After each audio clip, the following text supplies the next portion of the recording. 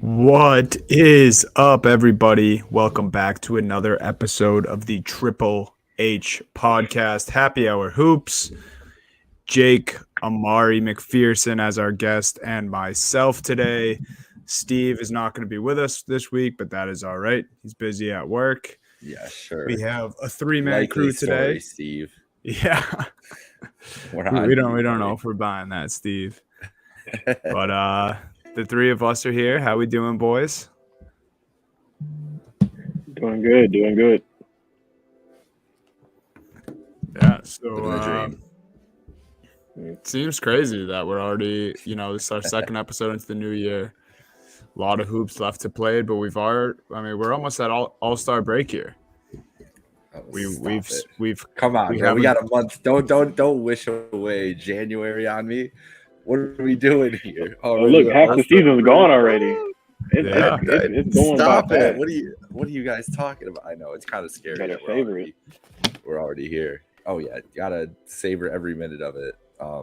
It is wild though that we're even in 2023.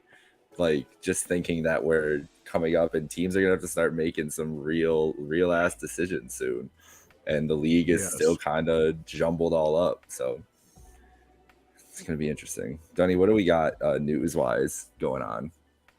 Yeah, we got a bit of news today. We'll start. We like to get the bad stuff out of the way. Kevin Durant. I feel like last couple episodes, we've had nothing but good things to say. We even were forced to talk about the Nets because of how good they were doing last episode.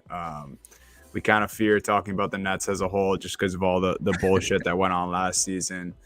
We were forced to talk about them for the good, and now we're forced to talk about them, unfortunately, for the bad again. Kevin Durant out at least a month with an MCL sprain on the right knee. Just sucks, man. Awkward basketball type fall / another player kind of colliding with him. You hate to see stuff like this, especially if you're a Nets fan. I mean, they're on an absolute surge right now. KD and Kyrie couldn't really be stopped. It seems like they had finally figured everything out. And we kind of said last episode, the only thing that could stop the Nets with themselves with an implosion. You figured it would be with a personality thing. Obviously, none of us were hoping for an injury. So this stuff sucks, man, especially for a guy like KD. Yeah, I don't know what the Nets look like without KD, so it's gonna be really interesting just to see. Like, they don't need to be the world beaters like they have been. However, this crazy win streak that they were on and everything else, but they need to hold serve. Can they be? If he misses, so they said they're reevaluating in 2 weeks, right? Mm-hmm. I don't think he comes back in 2 weeks. Then it might be like 3 weeks, maybe even a month. Like the reevaluate does not mean that he comes back in 2 weeks. To me, and with him, I feel like if you're holding 500 at least after 2 weeks, why rush him back? So if you can go in the 10-game stretch 5-5, that's not going to kill them in this East. They might lose, drop from second to fourth or something like that. But you can take that as if KD is going to be healthy going down the stretch. Yeah, I mean, as a Cavs fan, I would love if they dropped from fourth to second. I mean, because the streak that they've been on, I mean, has really been incredible. I mean, they worked they were us. all the way up. They worked us too that game. They did. Yeah, bad. They really deserve it. But yeah, I agree with your point about going 500. I think if they just hover around there, they'll be fine. Because I mean, even at the end of it, they're going to be in the thick of it, especially in the East where it's really crowded right now as it is. So, I mean, you hate to see it. He's going to be gone for an entire month, but I think at the end of it, they'll be okay. Yeah, I believe he had a similar injury last year that kept him out 6 weeks. I saw a Woj report that it doesn't seem, or at least from the Nets camp, they're not making it seem as serious as this injury that he had on the opposing knee. So I think the timeline is, I mean, obviously these things change, but it sounds like it should be a month. Hopefully not much more than that if it is a full month. But yeah, it's interesting because you would think a team like this and the way they started out the year, you'd be like, oh, this team without Kevin Durant, see you later. They're toast. Even if it is just for a month, they're going to plummet. But judging by the way they've been playing lately, I just don't know if that's the case. Like Kyrie has been on another level, and we kind of saw them, as KD, Kyrie were kind of getting their chemistry down with Jacque Vaughn, the new head coach, and Ben Simmons was actually playing some reasonable basketball. a lot of those other guys, Seth Curry, Patty Mills, they got healthy. TJ Warren back in the lineup. So I'm wondering, like, obviously there's going to be a drop off scoring at the very least with this Nets group. But as much as I hate to say it, I don't think they should be too concerned unless, of course, this is something that lingers for KD. I think Kyrie and a lot of those role players who I just named can kind of hold down the fort. Definitely. So yeah, I mean that's the majority of the bad news, I guess. The most of this is pretty uplifting news. Derek Favors, an old face, signing with the I Atlanta can't Hawks. believe he is. I can't believe he's still here. Good for him. He was Still getting those basically checks. Yep. he was basically a less athletic John Collins before John Collins existed. So they needed some depth at the forward position or small center, I guess. So D Favors with the Hawks. Maybe, I don't know if this is foreshadowing that they make a move for John Collins, but that might be a discussion for another day. Definitely. And then your guys, the Cavs guy here, Ricky Rubio, returned this week after a pretty brutal ACL tear. I believe tomorrow night. So this is, if you're listening live, it's Wednesday. I believe Thursday is the set return date for Ricky Rubio. Me and Amari were kind of talking a little bit before we came on. What was that, Jake? In Portland. Yeah, they're just in Portland tomorrow. That's awesome. Yeah. Me and Amari were saying before we hopped on, like, he was kind of on a tear, right before this injury happened to him. But now he's been out for quite a while. Obviously, Donovan Mitchell in the mix now. Team looks a little different, but probably could still use the guard depth. What do you? What's the I would rather not see Raul Neto. I'd rather not see Raul Neto play basketball the rest of the year. Really? I mean, if Rubio can come in, he's taking all his minutes. He's definitely going to take those minutes. Are you a Raul Neto supporter? I'm not like a Raul Neto like apologist or anything, but we saw what he just did last week, where he really kind of came off the bench and really elevated that team for them. I wouldn't even say I'm a hater. I'm just not a.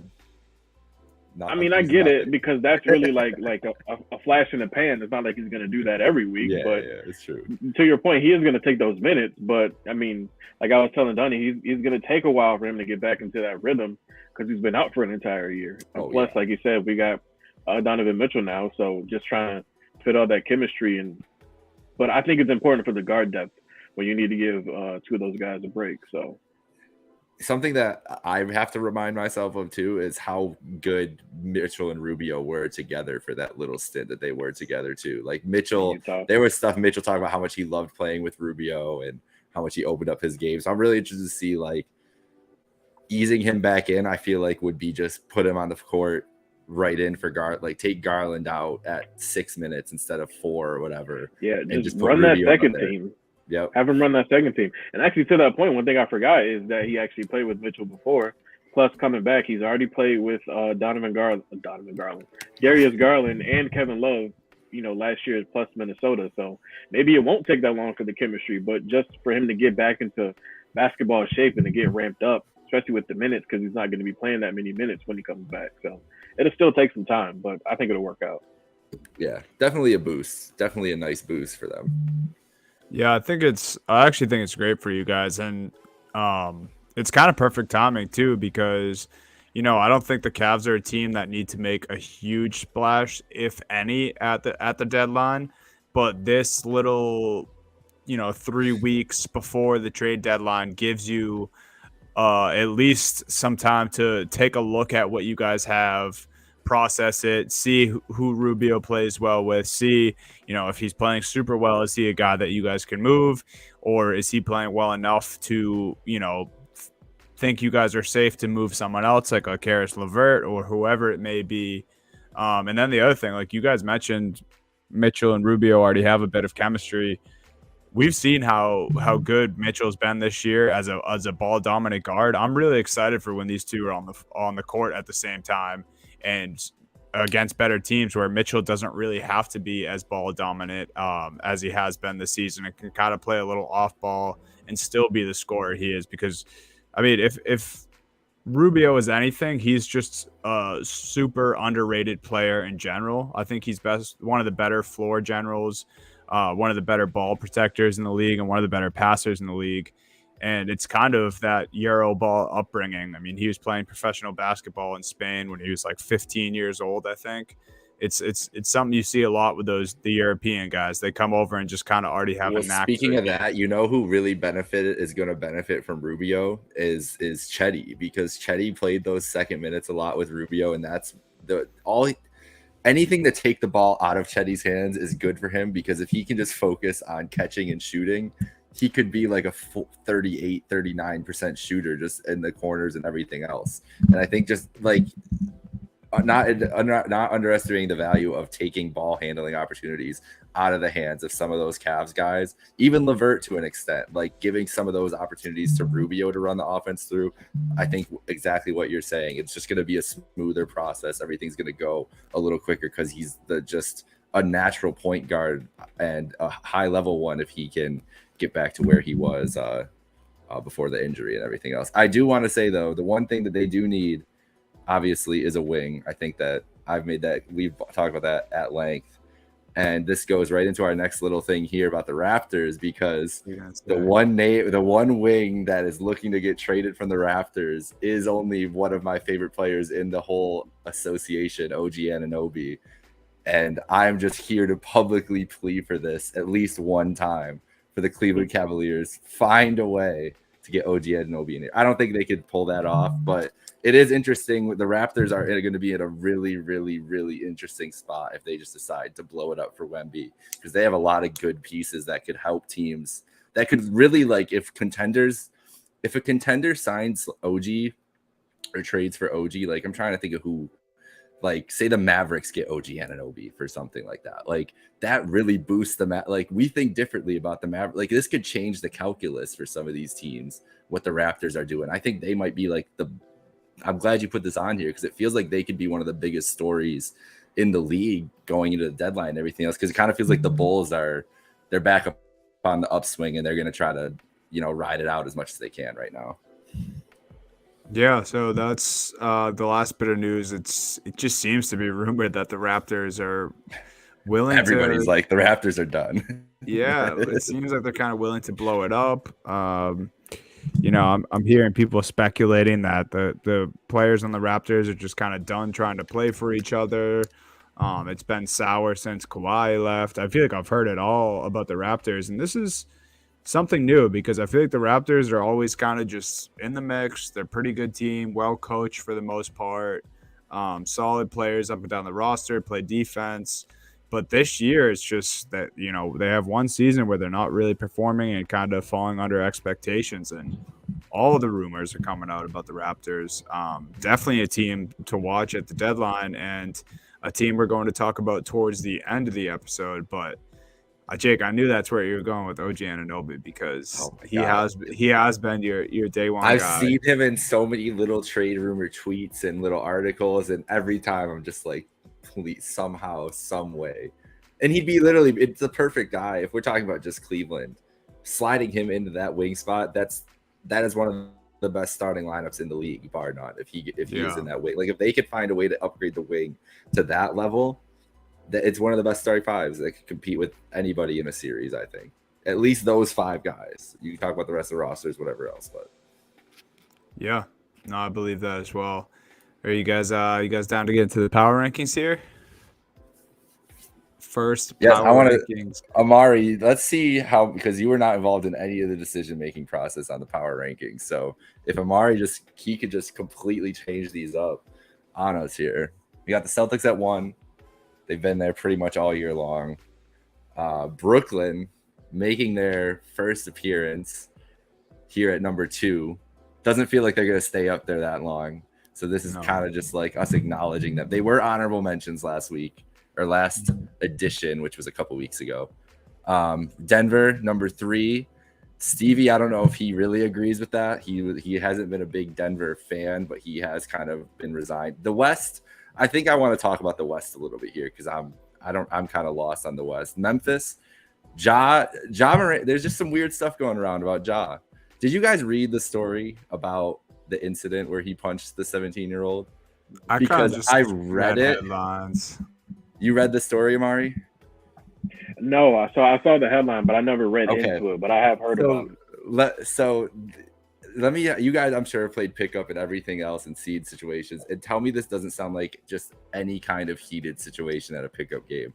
So apparently they were playing pickup at Ja's house, which I want to know how this pickup game got. Well, let's go through the rest of the power ranks here quick. The Bucks at 5, a lot of injuries right now though. So we'll see how long they hang there. New Orleans has a lot of injuries too. That's how they end up down there in honorable mention. And Cleveland they've been hanging around this top 5 all year long. I think that with the injuries in Brooklyn and Milwaukee, maybe they sneak back up there. All right, Ja Morant here. Listen to how this went down. So apparently they were playing pickup, which I want to know how this pickup game got decided and how the 17-year-old showed up. I'm assuming they asked everybody if they were at least 18 and he just lied. That's one of my assumptions. And what were they gonna really check him? It was probably people asking hey, you want to go play here, whatever. I don't know how you would find these things out, but it would have to be asked by somebody. And the kid could easily just want to be, go play a pickup game at Ja's house. Anyways, so they got into some kind of argument during the game. Kid threw the ball at Ja, and Ja came over to him, put his chin on his shoulder, and looked at somebody and said, "Should I do it to him?" And then just looked up and then punched him. After that, I'm just I feel like I've heard that "should I do it to him" so many times in my life in so many of these situations, and I'm just picturing Ja doing this. And I wanted to laugh, except it's a 17-year-old, so you can't really laugh. But I still think the kid lied to get in there. So I don't know how he got in there. It's a wild story. Ja's gonna probably have to pay out a bunch of money, but you can see how it came up. Yeah, I'm kind of with you. It just, even when I read the headline and then if Ja was just, here's the thing, sorry to interrupt you, but if Ja was any other regular 22-year-old playing pickup with a 17-year-old, you can see the situation playing out over and over and over again. And it's just Ja, you can't really put yourself in that situation when you're who you are. Yeah.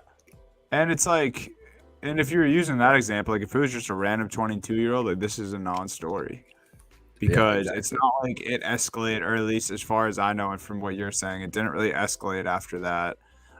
That's what I was kind of waiting for as far as the media side of it go. I saw the headline when the story first dropped on TMZ, and then I was kind of just well, I'll wait and see. And he hasn't really been punished, or the league hasn't really come out and said anything. So that's, I don't know. And what do we know about Ja Morant? We know he's one hell of a competitor and a super cool, that's right. down. It just feels like it could be something that happened in any kind of situation. And the fact that the kid's 17 is a very unfortunate part about it. And the kid, they probably just thought he was 18, because if you're 17 or 18, unless you're going unless they were vetting them, which I'm assuming for this random pickup game at Ja Morant's house, they weren't IDing these people. They just wanted to it's just it's just an unfortunate. And you said, these things happen. It was a pickup game. Things get heated. Balls get thrown. People get punched sometimes. Whipping a ball. I just imagine that kid, how angry you must be to want to whip a ball at Ja Morant. No matter what Ja was wilding out in this game. What do you think, Amari? I mean, if it's just a regular pickup game in somebody else's neighborhood, it's not really a story.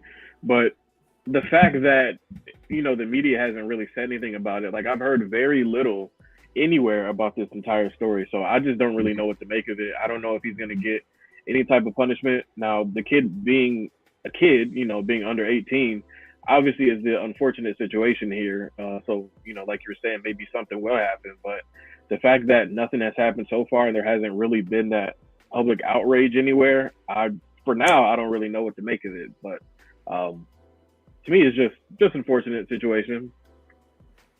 Yeah, definitely. But what do you think of the rest of the power here? I'll bring the power rankings back up. Where are we right and where are we wrong here? Yeah, I was looking at the list before, and to be honest, I mean, I'm not really one to agree just to agree, but I actually like this list, even coming down to the honorable mentions with Cleveland and New Orleans. I think Boston should definitely be number one. They're number one in the East, and then the streak the Brooklyn Nets have been on, and we'll see what happens with Durant being out for potentially a month. But the rest of it, I mean, I think it's fine with the Nuggets and the Grizzlies. I don't know how much I believe in either of them, but the West That's has what I really was gonna kind of ask you. If yeah.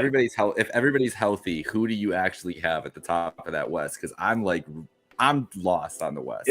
I'm gonna be honest. everybody's healthy, I'm probably I hate to say it, I'm probably still picking like Golden State or like Phoenix or somebody if everybody's healthy. So right now, it's great what Denver and Memphis are doing, and we saw New Orleans get out to that hot start at the beginning of the season, and they were number one for a little bit, and obviously Yeah. they're without Zion right now. Um, but I think everything else is fine. The Bucks have kind of cooled off a little bit. We saw how close they were neck and neck with Boston a couple weeks ago. They've kind of gone down a little bit, and Cleveland obviously dropping from number 2 to 3 to 4 right now after that Brooklyn loss. I think you got it just right. So we'll see what it's like in a couple weeks, even within a couple days, with how these records turn out and the injuries that these teams are facing. Crazy. But 1 through 5, even 1 through 7, I think you got it. Hit the nail right on the head. Yeah, I didn't want to put them in our top 5 because I truthfully in my heart of hearts don't believe that they deserve to be there yet. But I did, just in case my bias was getting in the way, I wanted to ask you guys about the Philadelphia 76ers. 4th in the East, real opportunity here to even move up further than that with the Nets and the Bucks having their injury issues.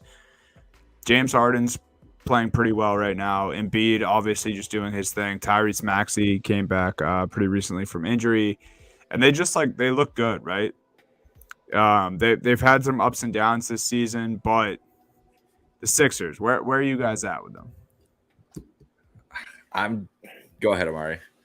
I was gonna say I'm indifferent. I mean, they always look good during the regular season, but I hate to say that I don't believe in them, but I kind of don't believe in them, right? Yeah. I mean, we see how James Harden plays down the stretch.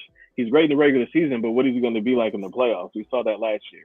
Then when it comes to the playoffs, yes, you're going to have Joel Embiid, who last year was an MVP candidate, but I just don't know how much help Tyrese Maxey and Tobias Harris are going to be to get them to where they want to go when you eventually play teams like the Bucks and the Celtics, especially the Nets if they're going to be there. So right now, I think they're gonna be 5th. They're gonna be 6th. So right now, I just don't know what they're gonna be like come playoff time. So I don't really believe in them right now because I think you can easily pick 3 other teams in the East that I think will beat them fair and square. Yeah, I'm pretty much in line with you there, Mari. James Harden, I'm just never gonna trust James Harden. So like if I'm power ranking the East teams, they're gonna be 5 because I won't believe James Harden is gonna come through until he actually does. So that's where I'm at with Philly.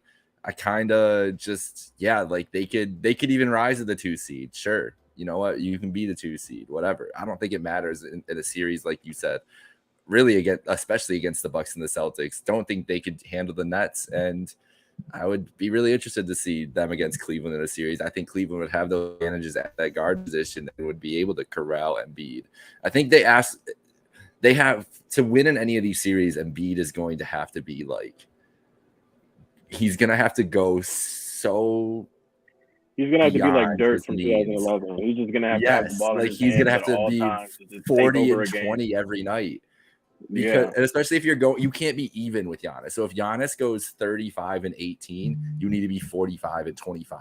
Like that's really what he's gonna have to do. I don't know if Embiid can do that consistently in a 7-game series, and that's no shame because that is you're asking for Herculean efforts against maybe the greatest player of this generation at this point. With the way Giannis is still just consistently producing, like he has this shit hand. Like if he came into the league 5 years earlier, he'd already have a ring for all we know. But like the way the East is laid out, their team just doesn't have any advantages over the teams ahead of them. That's what I was gonna say too, man. Like they seriously are built for the regular season. Like they have a really, really good starting 5, but it just, and this is wild, by the way. Stephen A. Smith said they had the best starting 5 in the NBA a week ago, which is just absolutely bonkers to me. Like they start PJ Tucker, and that's the thing. He can get away with that because a casual NBA fan can look at that and see the names and be like, "Oh, they got Harden and PJ Tucker," and it's like, "Damn, that's loaded up." And it's like, okay, but watch them night to night. Like, come on. Yeah. And like I get it. Like Tobias is great. Like I think he gets clowned a lot, but a lot of NBA fans would like to have Tobias Harris on I their would team. love Tobias on the Cavs. Tobias, Yeah. if you're talking about a guy that would be exactly the wing they need, it's Tobias because he would add the scoring touch, and they could actually afford him right now because it's just, get everybody in there they can. Yeah, he'd Just be like perfect. And that's the hasn't thing is they're too good to ever make a deal to like blow it up properly too. Like they can't ever convince themselves like we should be, sitting back for, especially with Embiid, when that you have a big guy, like you got to go balls to the wall right away. Do you ever have fun watching them? Like if you're ever just watching them in a non-Celtics game or not even non-Cavs game, like I when the never Celtics beat up on them, I usually enjoy it. but like on like a national game when it's like Philly, like in the Knicks or something, like I have fun. Like Yeah, that was the Christmas Day game, bro. That game, as close as it was the whole time, I didn't really. I was like bored it. as shit. I've never. I fell asleep on that game. If I'm being honest. That's what I mean. I look through League Pass. If it's Philly and anybody, I'm usually picking the other option that I'm thinking of, and I don't know. That means nothing to how good they are, but also feels like it kind of means everything to how good Could be the Doc Rivers effect, man. Like that's also true. As much as I love Doc, like he has been a below average to bad head coach some years since he's left the Celtics. And it's weird and it's kind of ironic that Harden, Embiid, and Doc all find themselves together because they're just three guys who consistently have success during the regular season, whether it's coaching or playing. They make it to the postseason. They have a good team usually, and then they just can't get over a hump for whatever reason. And it just seems like that is the blueprint for the Philadelphia 76ers. And it's crazy because I feel like I say this year in, year out, and I get kind of hesitant and scared to say this about this team because they do have crazy talent, but it's just like they get there. And Jake, like you're saying, Embiid has to put up these crazy numbers. I feel like we've seen him do it in the playoffs, and it still hasn't been enough. Yeah, because it's like if Embiid's, you have the superhuman, right?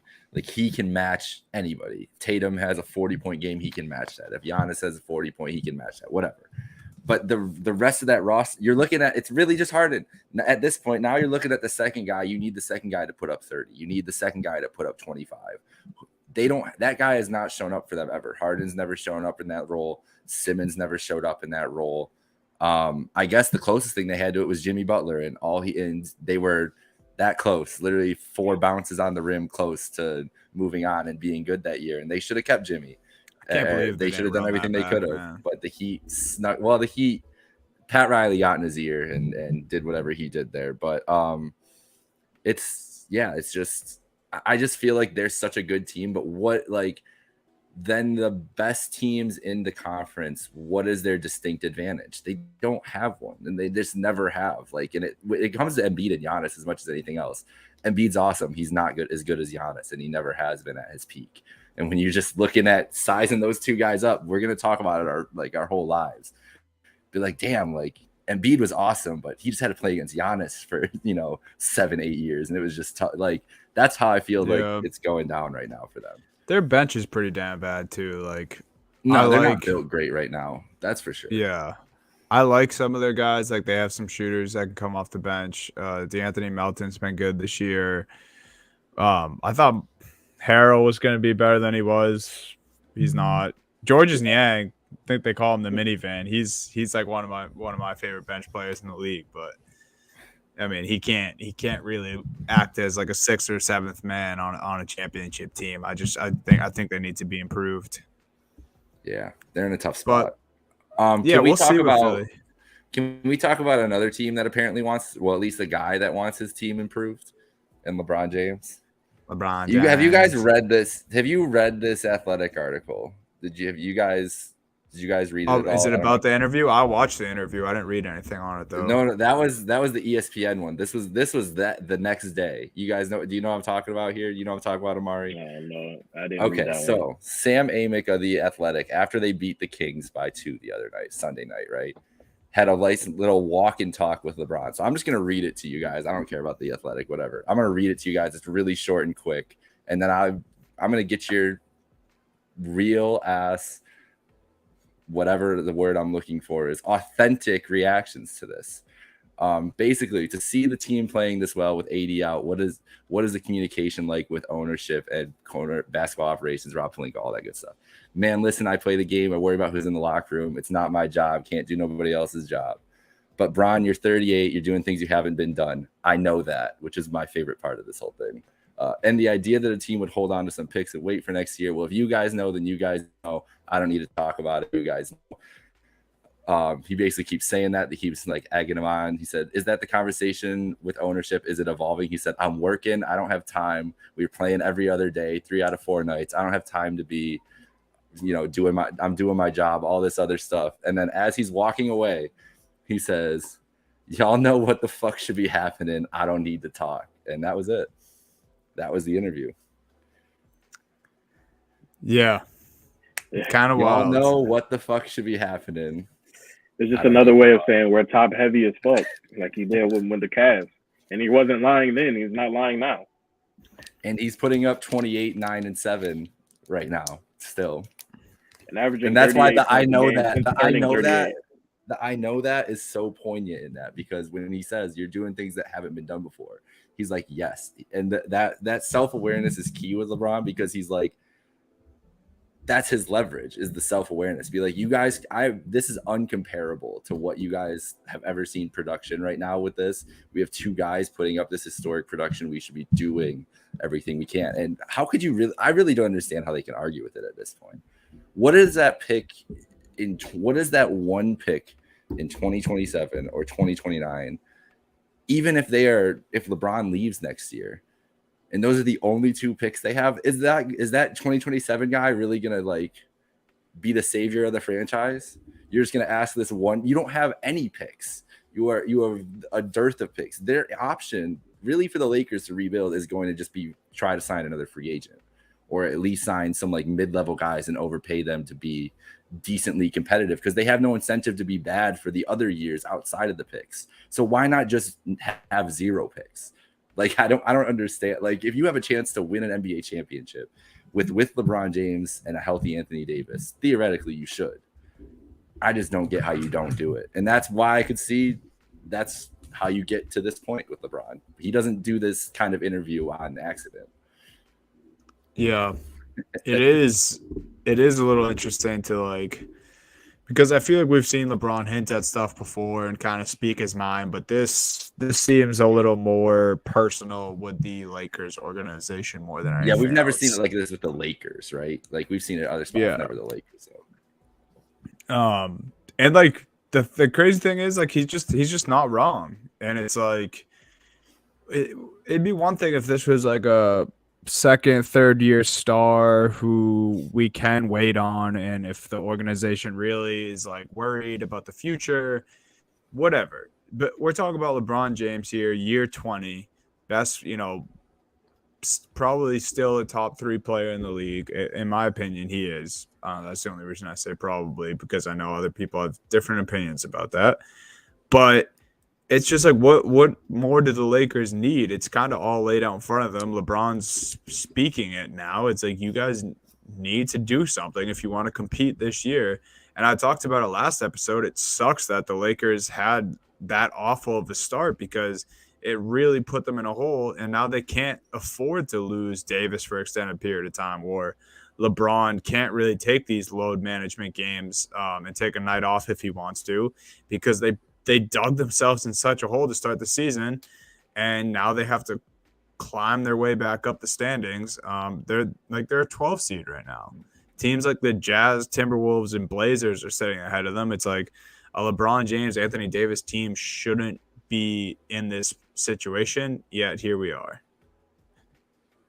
And so if they don't make the trade, then really the only other option to me, Amari, is if they're not going to make the trade this season, then they're planning to trade LeBron and maybe AD in the offseason, because LeBron's going to ask for a trade in the offseason if they don't make this trade. I feel like he is making his point. He would be smart to do so, right? I mean, at this point, you're approaching 40 years old. We know that every time you step out there, you expect to win. But I just don't know how much more he can put up with when, to us, it looks like it's clear that the Lakers aren't going to do what they know they should do to try to deliver another championship while they have a superstar player wearing their colors. It really is baffling to me. So, I mean, he would be smart to leave the team, and there was a lot of speculation that he would before he signed this extension. But even with that, even if he leaves, I mean, this is no slight against Anthony Davis. You just don't know how healthy he's going to be and what production level he's going to be. We know how great he can be when he is healthy, but how many healthy games are you going to have with him, playing on the floor? So if in their best interest, it would be, to tear it down. But to say that the Lakers would tear it down, it's almost like an oxymoron. They just don't do that kind of thing. They're good for years and years to come. So at this point, they're just kind of stuck. And, to that terrible start that they got off to, I looked up and I'm like, oh, they're approaching 500 again. But due to that terrible start that they got off to, really put them behind the 8 ball to even try to be the 8 seed, really. So, I mean, at this point, I mean, you're stuck. So who knows what they're going to do? I mean, like I said, it's in their best interest to tear it down and try to rebuild. But how long is that going to take when you just don't have the picks and players may not even want to come when you don't have the people there to play with? If you're the Lakers and if you're Jeannie Buss, Rob Pelinka, I'm assuming Magic Johnson, he's always just floating around. Phil Jackson is talking to Jeannie again, so I'm sure that's like that is some sort of way the brain trust of the Lakers. We really never know who's actually making decisions for the Lakers, right? Like it's always just like the Buss family. It's kind of like one of those Yankees types thing where it's just like the Steinbretters make the decision. That's just what we assume. So whatever that cabal is at the moment making decisions, I think that's what I really think it's easy to convince themselves. When you see a deal like Gobert just had, right? I feel like it's really easy for the Lakers to have convinced themselves this year that, listen, let's just ride out whatever drama LeBron brings us this year. We're not trading those picks. He's going to ask for a trade, and then we will trade him and Anthony Davis, and we'll get 8 first-round picks or 10 first-round. Well, or if Gobert can get 5, we could get, 17 first-round pick, whatever ridiculous trade they think they can do, and send those guys out, and they can probably have a quick rebuild, honestly. And maybe that's what it is just ride it out. Trade, hope you get good first round picks from teams, and at least you have that option. And now you can sell hope, right? Like you sell this some sort of a future.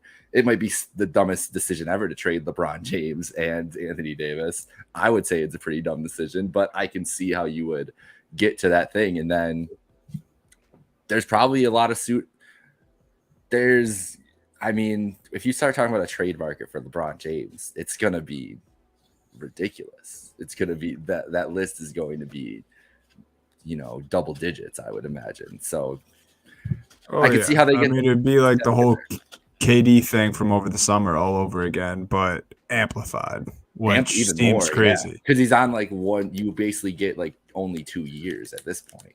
Like what you're getting. You get 1 year, then you sign Bronny to a G League deal, and you get that year, and then you're good. That's what we're looking at. And he might help you win a title in those years. I'm just saying, I feel like if I've seen enough of this stuff, that's kind of my like biggest bold prediction is if they don't make a trade at the deadline, is that was always their plan, was just ride it out. And it's like, and maybe they are just desperately waiting for the deadline to make a move and really shake everything up. But that's the thing is, what's the market right now too, with all these teams that are still contending technically for play-ins? Yeah, and you start to wonder, like, is Jeannie Buss just really on her petty shit, and is Pelinka on his petty shit, and is this bigger than we think? Because like you don't see that type of emotion / like, I don't want to call it like direct anger, but like obviously Bron's pissed, and like those comments that you just read to us are clear as day that he's upset. And we've kind of had like this weird back and forth, like pettiness, not really outwardly saying it, but it seems like Jeannie Buss and LeBron don't really see eye to eye. That's been clear now. But it's like, if they aren't going to make a move and they are just waiting until next season and maybe trade LeBron and AD, like you're saying, you could kind of see that with the roster they have constructed. Like, you watch a Lakers game and a game where Anthony Davis isn't out there and LeBron takes a rest, and you see like Austin Reeves, Lonnie Walker, Max Christie, Yeah, Max Christie, like all these guys on the floor. It's like you just watching the product and reading the names on the back of the jersey. Like, you know, these guys aren't cut out to do what it takes in the playoffs. So unless they're waiting and they make a splash at the deadline, then I think we kind of have our answer if they don't do anything Yeah. else. Like, this group is not this group, and unless Davis comes back and he can play the rest of the season at the rate he was playing before he got hurt, this group's not going anywhere in the playoffs. Yeah, and I don't know what other option they would have. Like, you can't just run it back if you don't make the trade this year. Like, otherwise, what the fuck were you doing all year when this was the time to do it? Like, you had the chance, and so if you don't do it, then really, like, I don't know. It's just a crazy situation there. I think Unless they're scheming to trade Westbrook, which was the original idea that everyone thought was going to happen. Because shout out Brody, he's still been balling. I think last episode we and a few earlier in the season we were saying, he's kind of crushing in the 6-man role. Last 4 games, glimpses of the numbers he was putting up in Washington, guys. Shout out Legion Hoops, but they tweeted this an hour ago. His Westbrook's last 4 games: 25 points, 7 rebounds, 7 assists; 23 points, 15 assists, 5 rebounds; 18 points, 11 rebounds, 9 assists; 21 points, 9 assists, 8 rebounds. So I mean, Russ is doing his part. It's a name that seems to always be in trade rumors, so maybe we see something like that. But also at the same time, you got to question: do they trade one of their few guys who's actually playing productive basketball? I don't know. Yeah, we'll see what happens with. Did you guys watch the actual ESPN interview at all, or? Yeah, a little bit. Actually. I read the transcript, but I didn't actually watch it. Yeah, it was. I mean, for what ESPN tried to make it out to be, it was definitely underwhelming. I think everyone thought it was very random. Yeah, for sure. I think someone was looking for clicks at ESPN, but something I did think was interesting was obviously him talking about how he wants to play with Bronny and kind of double down on that. So that's going to be super cool to see once that finally happens, because it seems like a definite at this point. I mean, LeBron's one of the things mentioned in the interview is that he's, not only is this year 20 and he's playing at a high level, he's still playing above the rim at year 20. So we can see Bronny's in the league in 2-3 years time. I think we'll still see LeBron here, which I'd love to see them two play together. That'd be awesome. It'd be amazing. One of the other things brought up was like, the scoring title. Obviously, he's going to get that this season. He says he wants to be a threat every single time he touches the floor. That's what keeps him going, and that's what was able to get him to this point for the scoring title. But then they were talking about guys who he thinks, if anyone could catch him once he breaks Kareem's record. He brought up names like Durant, Kyrie, Luka, as far as guys active right now. What are your guys' thoughts on that? I don't think, unless we see Durant really needs. I don't think Durant can do it. I was getting at is I don't think anyone's going to do it once LeBron gets it. But I don't think so either. But I think Durant is definitely probably the top pick. If you could pick anybody, I just don't think he'll play long enough or be productive long enough to do it. But if we had to pick anybody, I think it'll definitely be Durant. Mm-hmm. Luka's a solid bet, honestly. Yeah, it's just I'm with Amari. Like, I don't think Durant's gonna play long enough to get it. Yeah, Durant, I don't think so. But Luka, I don't mind that because he started so early too. He started at 18, 19, and has the benefit of scoring. Like, Amari, I don't think I sent this tweet to Dunny earlier. The scoring in the league right now. Is Luka gonna hold up though? That would be my question for Luka. I think so. I think he could have old man game though. I think he could have old man. I mean, he kind of already does, right? Like, he barely even uses his athleticism. He's just he's so good at using his body in the post. He has such a knack for the basketball. He's a volume shooter. Obviously, he doesn't really jump much in his jump shot. Yeah. and that's So he's what averaging keeps you around scoring. he's averaging 34 this year right now, right? And this is part of the tweet of that sent earlier. There are currently 55 players averaging 20 points per game. That all-time NBA record's 31, and it's like just basically skyrocketed up since 12-13, where we're averaging like 20-30 people a year now, and then it was like single digits. He's averaging 34. LeBron at his peak was averaging 28, 29, most of those years, 28, 29. So if Luka, if he can stay healthy and stay consistent, doesn't break down or lose the athleticism, whatever else, if he's averaging 34, 33 a year for the next like 6-7 years, he's just going to have, I mean, that's just such a boost to the numbers of everything else that I feel like if he is like this is giving Luka a crazy projection right now. But if he could hold up like that, I think he might just get there volume wise. He's the only one that I don't think anybody else. I don't know if there's anybody else. Did you guys hear what LeBron's or Luka's response was to if he could possibly break it? He said it's always a possibility, but it's going to be really tough. You got to have a guy that plays for 20 years. If you're saying me, there's no way, because I'm not playing that much. So Luka, and I could see tough out of this. He said, "I'm he's 13 years and I'm chilling." He's just being brutally honest, and I kind of see that for him. Like, I mean, this dude's been playing professionally for a while. Like we talked about Rubio playing professionally in Spain, since he was a teenager. Luka was the same way. He's been around the professional basketball for a while now, and he kind of just has that attitude. Now, I think if he goes a very long time without winning a ring, that might keep him around to stay motivated. And like you were just mentioning, Jake, his averages compared to LeBron at this age are higher. So, maybe he could get it done in less time. But I don't know, man. For those comments alone and just my thinking. That makes me think Luka's going to retire like year 9. He's going to be like 30 years old. He's going to be like, all right, guys, I did enough here. I'll see you later. Yeah, he's good enough to do that if he wanted to. Call it quits. But yeah, I mean, that's bottom line. I don't really think anyone's going to catch him.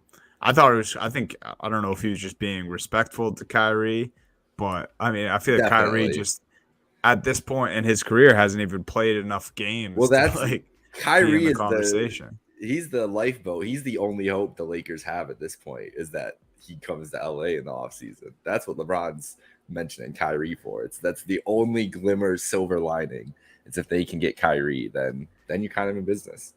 And it's funny too, like Lakers fans thought that they were getting Kyrie at the deadline. It's like, yo, Brooklyn is much better than LA right now. He's not going anywhere this season.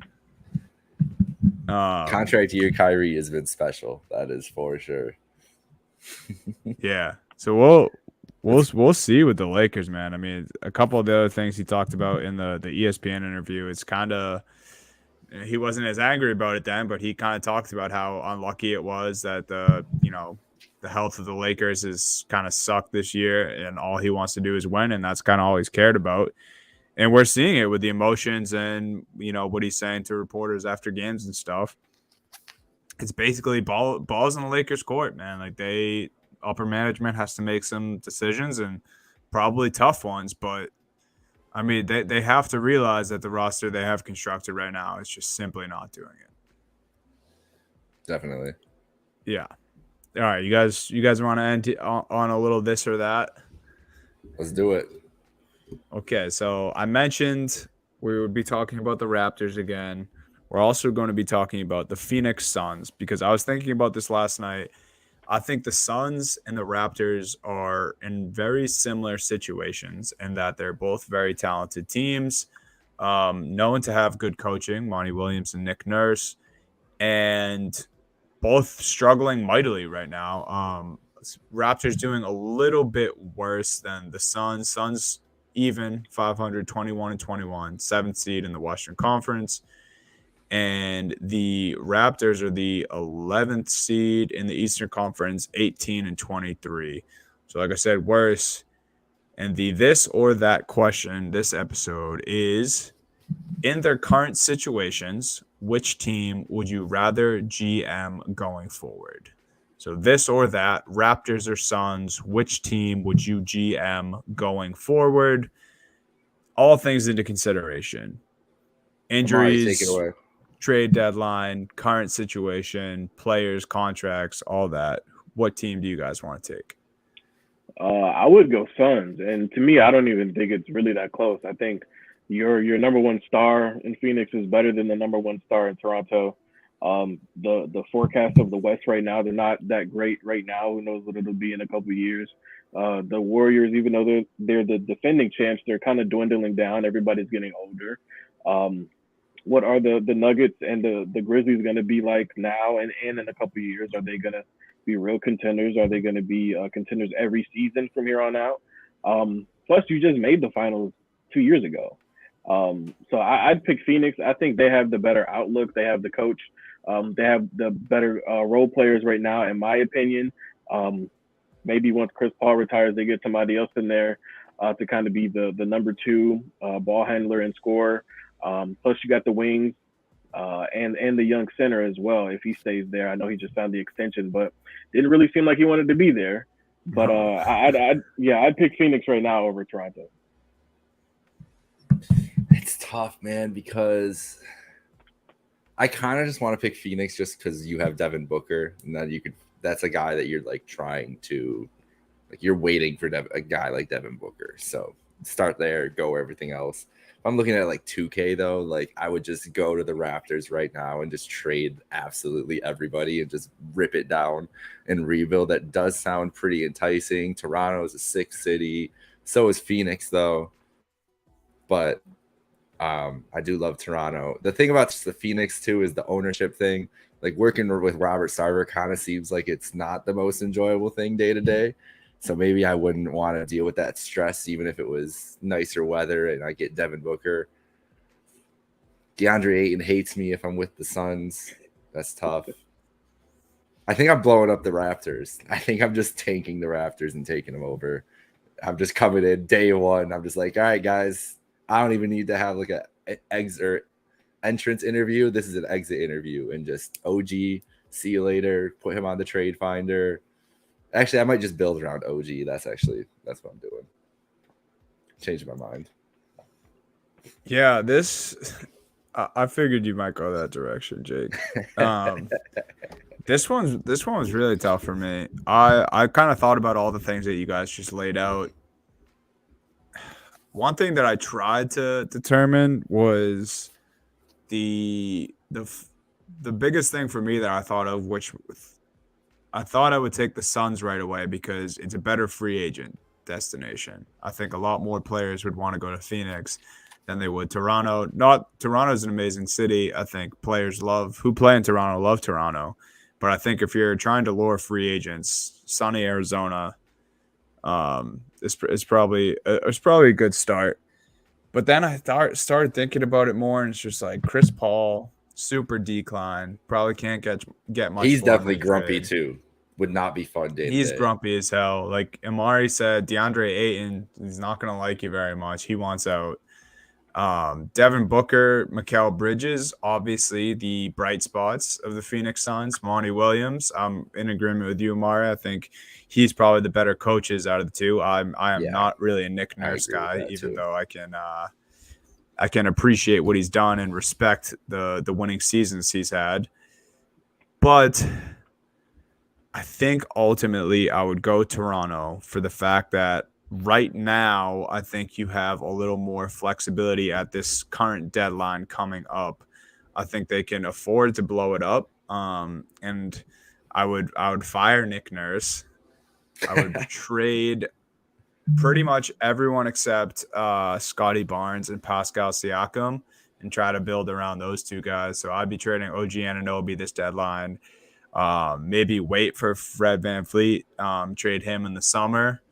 And then either try to work some magic in free agency or just keep making trades until I have this team right with Scotty Barnes and Pascal Siakam.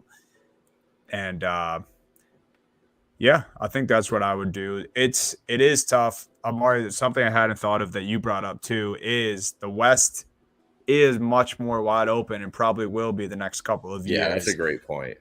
That was the only thing that almost had me flipping, because I did come into this knowing that I was going to pick the Raptors, but I was like, damn, that as much as I want to fiddle with this Raptors team and think I could make them better, you're probably going to have to wait a few years before you make a serious run, before you're going through Boston, Milwaukee, what Brooklyn's got going on, your guys' Cavs. Like, definitely wouldn't be easy, but yeah, I think I'm trying to blow up the Raptors. Definitely firing Nick Nurse right away.